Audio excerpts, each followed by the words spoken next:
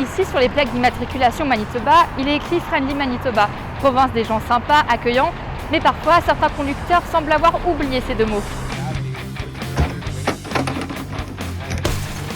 Selon un sondage de Race.ca, 56% des conducteurs canadiens ont été impliqués dans une forme de rage en 2023.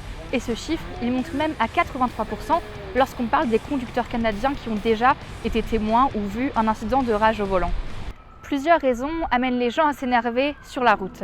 De plus en plus, il y a des embouteillages. Juste le parc automobile a tellement augmenté. Des fois, il peut y avoir des gens qui vont faire des erreurs parce qu'ils ont appris à conduire différemment. Bertrand Gaudin parle de 5 péchés capitaux qui forment la base de la rage au volant.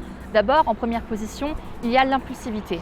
Prendre le temps d'observer, d'analyser avant de passer à l'action. Ensuite, en deuxième, vient l'anti-autorité.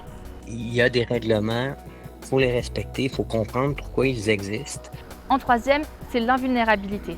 Les gens invulnérables, il y en a plein les cimetières. Je ne veux pas faire peur aux gens, mais la conduite automobile est une activité à risque. En quatrième position, il y a le machisme. C'est quand on veut montrer aux autres qu'on est hot, que finalement, il peut arriver certaines aventures négatives. Et enfin, le dernier péché capital, c'est la résignation. Les gens qui se disent, regarde, c'est arrivé, ça va arriver, donc ils sont nonchalants.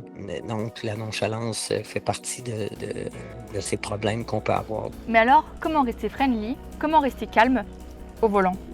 Tu dois éviter la rage au volant, quelle qu'en soit la situation, parce que c'est quelque chose qui peut conduire à un accident ou bien à une accusation criminelle. Donc, peu importe le scénario qui peut arriver, il faut rester calme et comprendre la situation telle qu'elle est, surtout pour éviter un accident. C'est ce que nous leur disons.